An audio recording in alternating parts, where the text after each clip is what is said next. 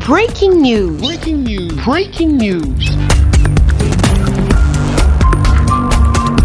Cameroun, édition spéciale. Le gouvernement dit non à la dépravation des mœurs. Merci de rester sur CNN. Breaking news. Breaking news. Suite à la publication des vidéogrammes à caractère sexuel sur les réseaux sociaux mettant en scène la nudité de la personne humaine, le ministre de la Communication, René Emmanuel Sadi, porte-parole du gouvernement, a donné un point de presse ce 26 novembre pour condamner avec la dernière énergie ces actes qui constituent une entorse aux bonnes valeurs humaines. CNN Télévision vous permet de suivre l'essentiel de cette sortie du gouvernement. Mesdames, Messieurs, depuis quelque temps,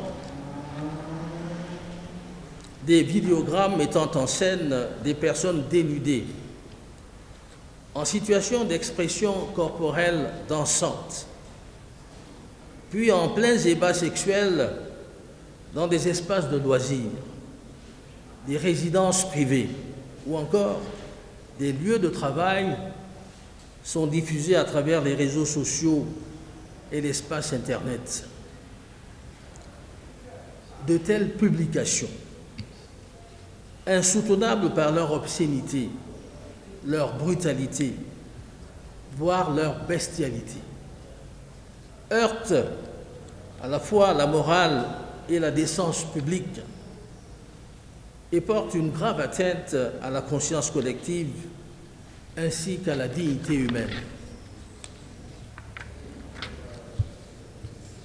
Il s'agit là de dérives et déviances totalement inacceptables, inadmissibles, en ce qu'elles choquent le substrat culturel de notre société et constituent de ce fait un péril grave pour l'équilibre de notre corps social.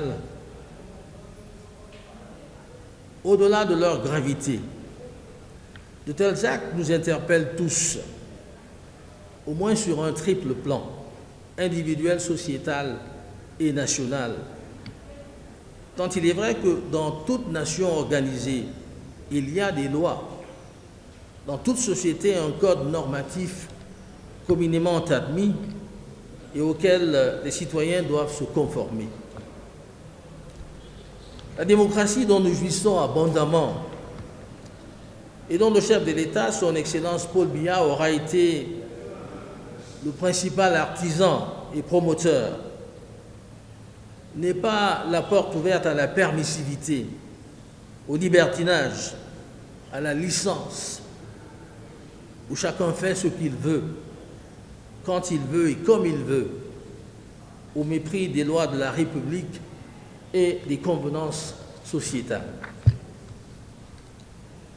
Si, pour certains, ces scènes obscènes participent du divertissement, elles ne sont ni plus ni moins à tout prendre qu'une chosification de la femme, une atteinte à son intimité, à sa dignité et à sa respectabilité.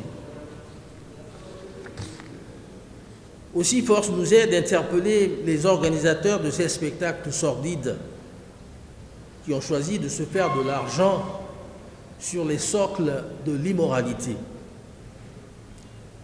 Le gouvernement dénonce avec force et condamne sans réserve ces dérives dégradantes et de nature à porter préjudice à l'image de notre pays et demande instamment à leurs organisateurs d'y mettre un terme, sans préjudice des sanctions qu'ils encourent, tant au plan légal qu'administratif.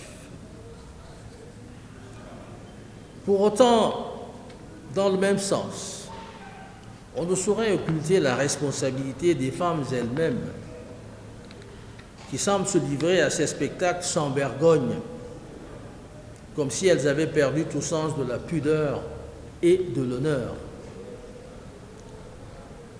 On va sans doute invoquer des circonstances atténuantes telles que la précarité, l'indigence ou la nécessité pour expliquer l'acceptation de telles pratiques qui avilissent, déshumanisent et révoltent.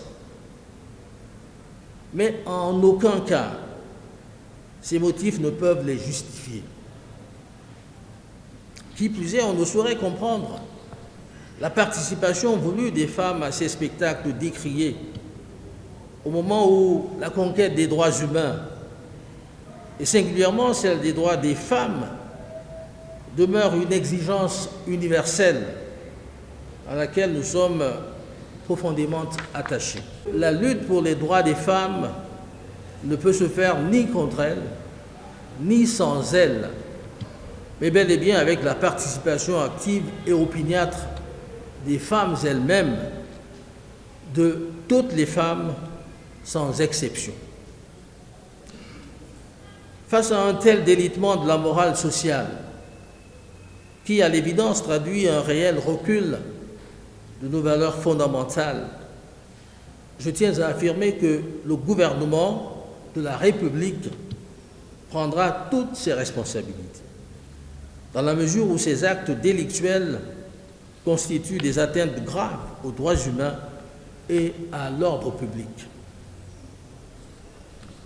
Il convient en effet de rappeler que les dispositions pertinentes du Code pénal en vigueur condamnent de telles pratiques ignobles, sans préjudice des prérogatives de police dévolues aux autorités administratives en matière de préservation de l'ordre public et des bonnes mœurs. À cet égard, les articles 263, 264 et 265 du Code pénal traitent et condamnent à des peines privatives de liberté et d'amende ferme tous ceux qui se rendent coupables de ces actes et de publications obscènes constitutifs d'outrage public à la pudeur et aux bonnes mœurs. Sur un tout autre plan, je me dois aussi d'attirer l'attention de l'opinion publique sur la récurrence des actes de violence perpétrés par certains de nos compatriotes à l'encontre des personnes soupçonnées à tort ou à raison de pratiques homosexuelles parmi nos populations. L'homosexualité, il faut le redire, demeure une orientation sexuelle réprimée par nos lois, parce que contraire à nos réalités, à nos convictions et à notre culture, ainsi qu'aux exigences de la procréation. Mais pour autant, il n'appartient pas à tout un chacun de se substituer à la justice pour punir ceux ou celles qui pourraient en être convaincus. Que les violences décriées ici soient dirigées contre des personnes soupçonnées d'homosexualité ou non, elles constituent des voies de fait, condamnées elles aussi par la loi.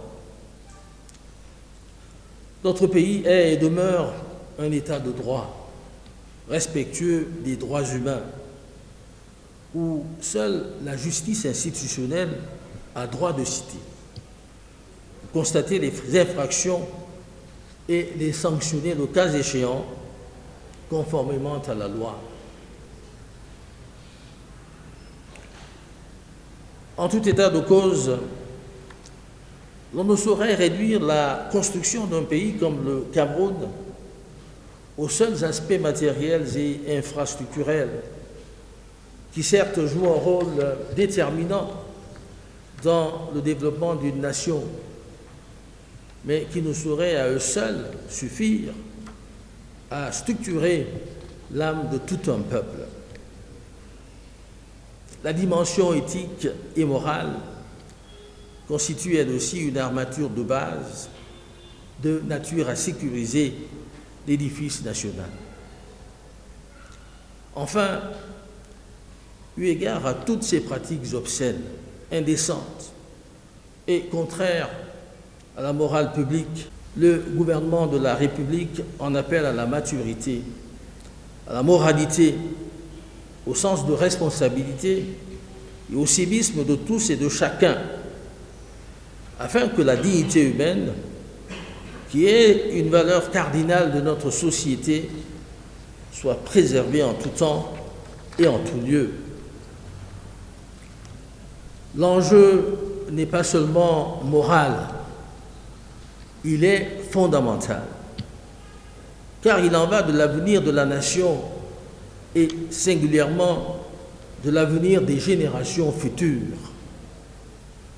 Et à cet égard, c'est sans doute encore le lieu de remettre au goût du jour cette question pertinente qu'en son temps avait posée le président de la République, son Excellence Paul Biya, à savoir quel Cameroun voulons-nous pour nos enfants. Je vous remercie de votre bien aimable attention. Merci d'être sur CNN, la télévision autrement. Les programmes se poursuivent. Retrouvez en ligne toute l'info en continu sur C-Web Info, 100% info, non-stop.